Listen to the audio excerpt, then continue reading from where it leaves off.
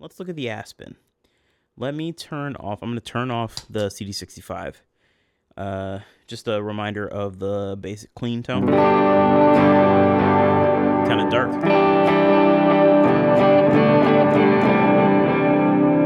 Let's go back down to 1. And let's cut off the, well, I'll keep the 1, but we'll cut the quarter note off. There we go. Dotted eighth delay.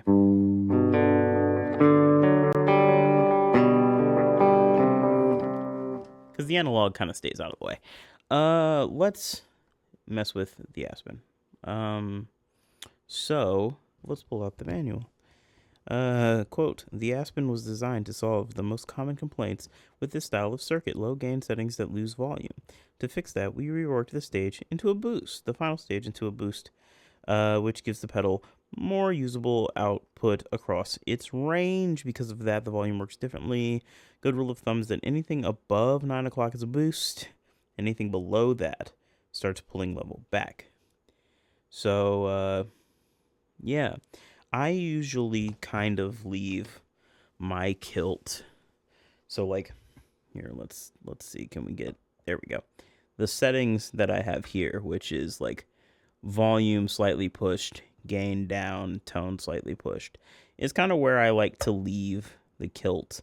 I actually, if I'm playing the Kilt anywhere other than behind the command drive, I like to crank the tone a little bit to get some of that like clarity back. So let's start with let's just play my settings on the Aspen. This is the Filtertron's middle pickup. Right?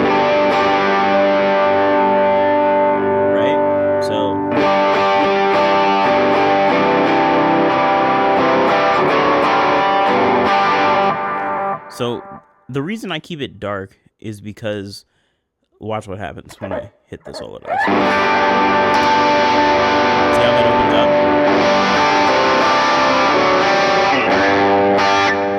up? So the reason I keep my tone dark is because the solo dowelist really opens up that.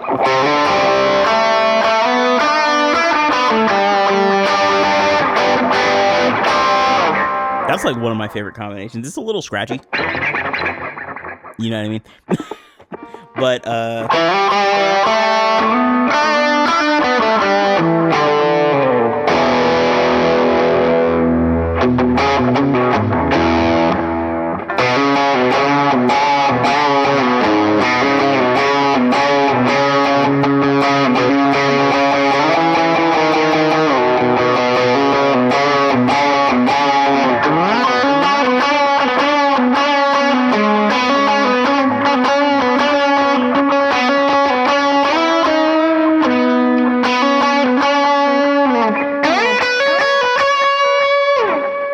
right? You know what I mean? You know what I mean? It just sounds great, man. At least I think so. So the Aspen without is kind of like, you know, standard Kilt stuff. But even where the tone is, it's still, I think, a little bit more defined and a little bit more clear than the Kilt tends to be. The V10 fixed a lot of that. But it's still a little bit darker. So like let's just go knobs to noon. We're gonna turn the bass all the way up because that's where the actual like default position is, where you get all the bass. And I'm gonna turn it down just a hair for the knobs to noon thing.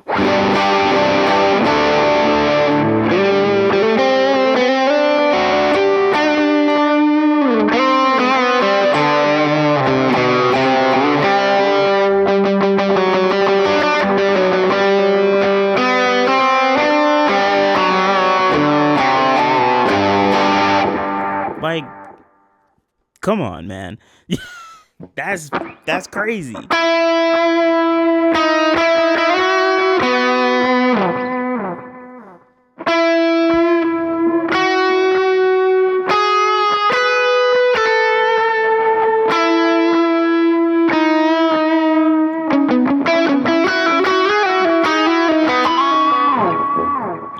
man. Like, it just sounds good at noon. Like, I don't leave it there because with the command drive, that's too much, right? Like, so.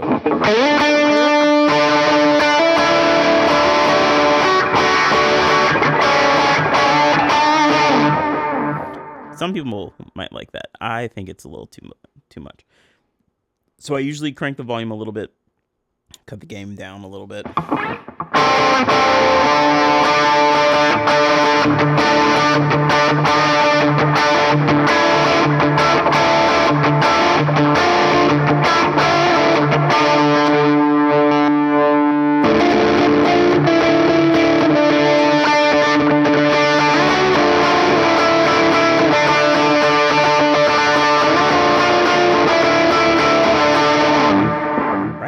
Okay, so there's 3 switches on here, just like on the Kilt, but the difference is your bass is controlled by a knob, which I love a potentiometer for bass, hence the bell.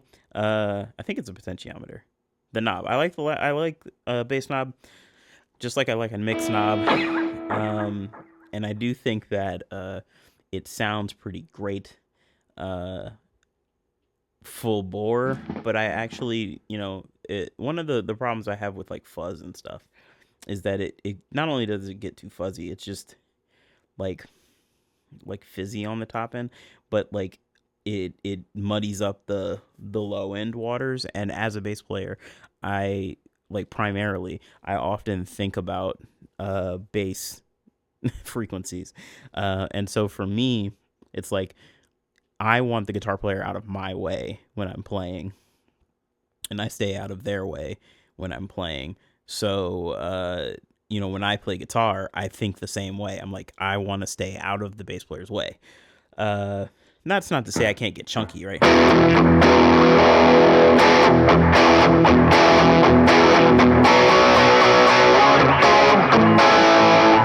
But I want it to be like clear and not like flubby, and that like I want it to be tight, which is why I use a tighter compressor, and I don't really want it to be flubby, so it's hard to get.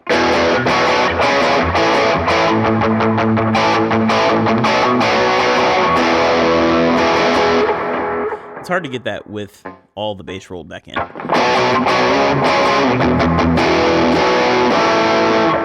But even with all of it rolled back in, it's not that bad. I think one of the benefits of the Kilt / Aspen / Expandora circuit is that even with all the bass in it, it's still pretty, like, it still cuts through.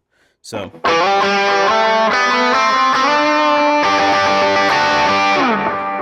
and let's turn off the CD65.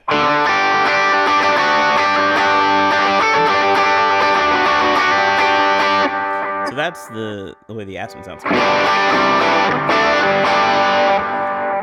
And then there is 2 switches up here. One, so switch 1 is like the distortion switch. Switch 2 is the overdrive switch, which confused me a little bit because it's backwards from how it is on the Kilt. G1 on the Kilt is overdrive, and G2 on the Kilt is distortion / fuzz, depending on whether or not you have G1 down. SW1, so switch 1 controls the distortion / fuzz, and switch 2 controls the overdrive.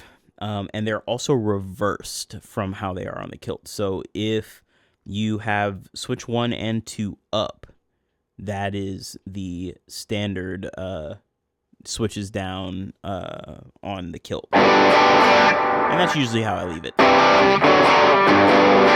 I use the red remote to kick on switch 1.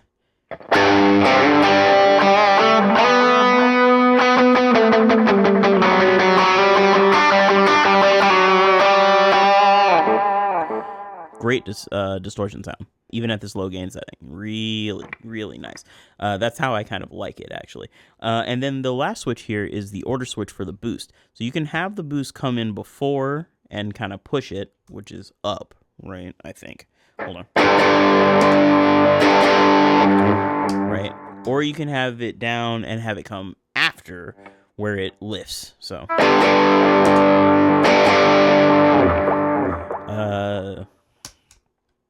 super useful. Like it just any pedal that has a boost switch on it or an additional switch that gives you another flavor of drive is kind of my bag. Even my compressor has a little boost on it. So I have 1, 2, 3, 4 boosts technically.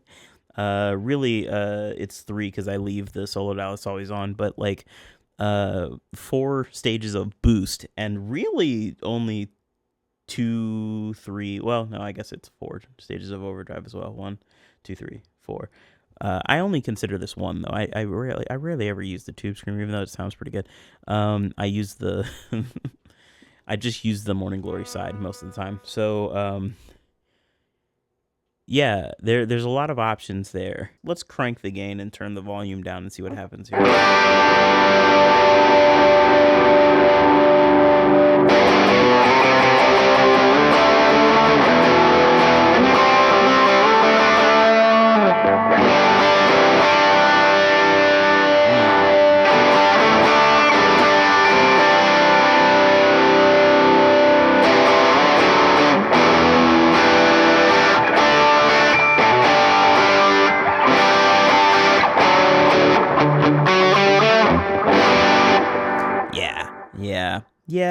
Yeah. I love this circuit, man.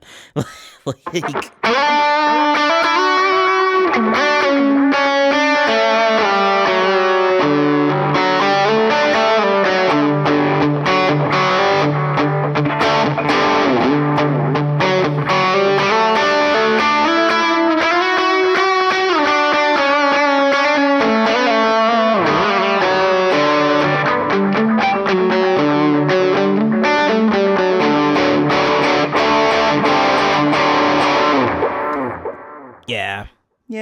Yeah.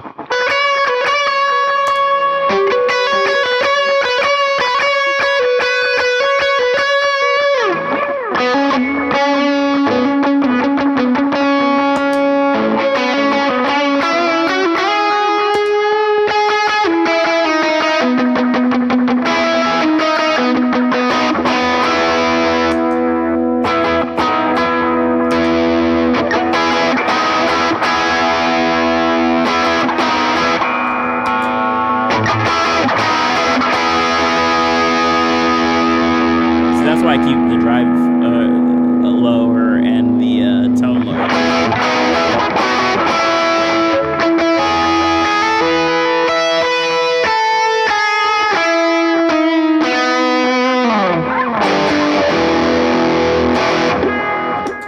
Like, it still sounds good. It's just too much for me on a given Sunday. Yeah. I don't know why I turned that off. So yeah, let's turn a little bit of that bass down and then crank that gain all the way up and just see what happens. I don't ever use this much gain.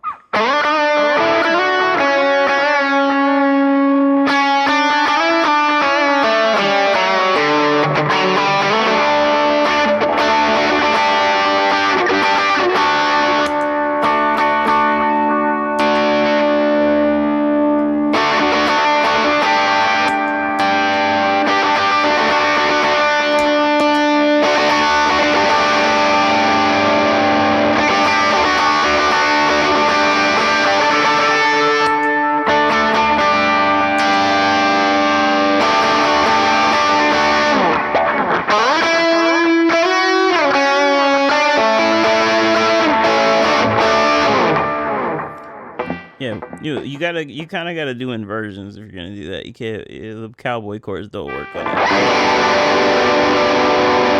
I say that and then it sounds cool. Yeah. Okay. So let's go back to noon here. Turn the bass back. Okay. So switch 2 down is the overdrive. So yeah, they got like real chunky.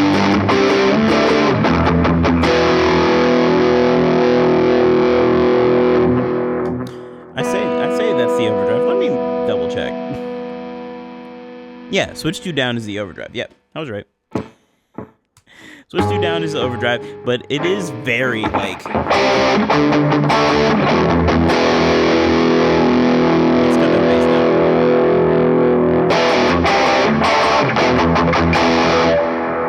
Yeah.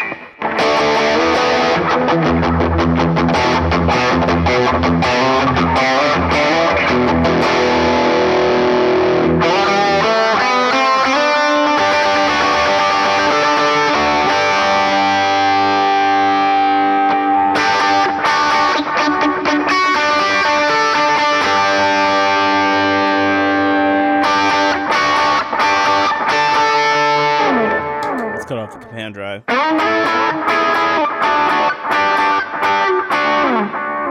Yeah, you see how much it opens that up? Like, in order to do that, I have to crank the tone, right? So.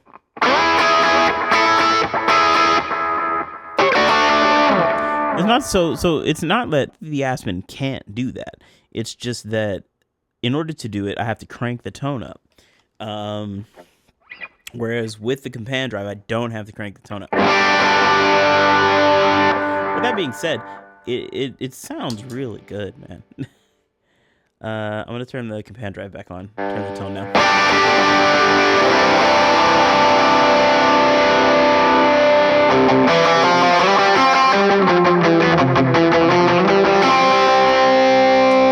Boost.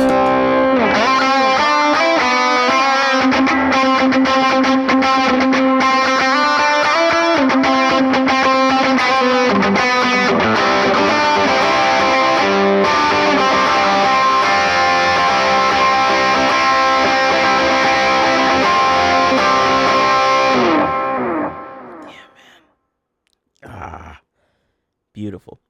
All right, I'm gonna turn off the command drive for the fuzz, because I'm not a huge fan of fuzz generally. And the Expandora fuzz is like, ooh, let's see if I can.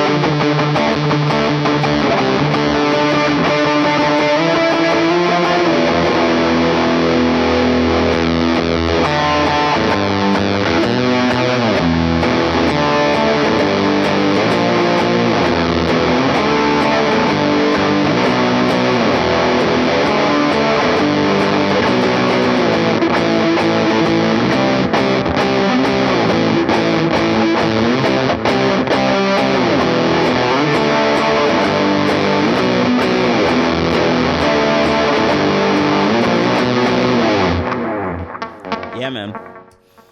I don't like fuzz, but I like that. It's very spitty. I do actually prefer the fuzz on the Kilt 10. Only because it doesn't do the spitty thing as much. But that's not even like high gain, man. That's just like fuzz on low. Yeah, I don't know. And then what happens if you boost it?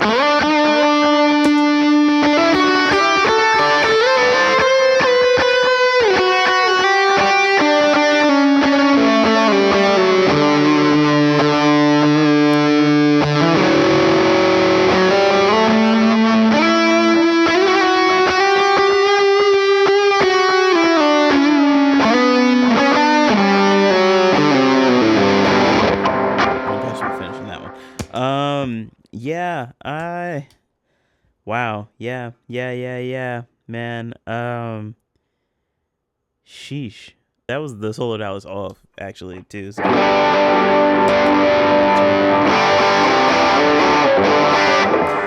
This might be my favorite combination of drives, honestly. Just the solo Dallas keeps it nice and open.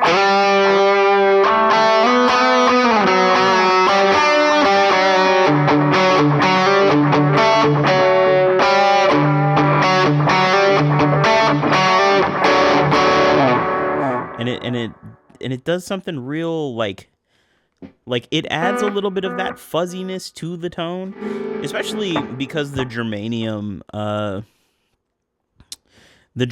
kind of smooths out some of the harsher edges of the Aspen, but it's very fuzzy still. Let's try, instead of boosting before the solo Dallas, let's try the Benson boost and boost after the solo Dallas. So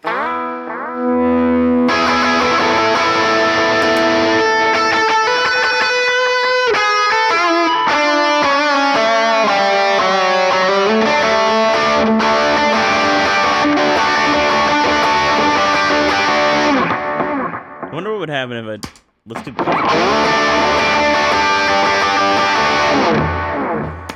That's cool. I mean, it's not nearly as.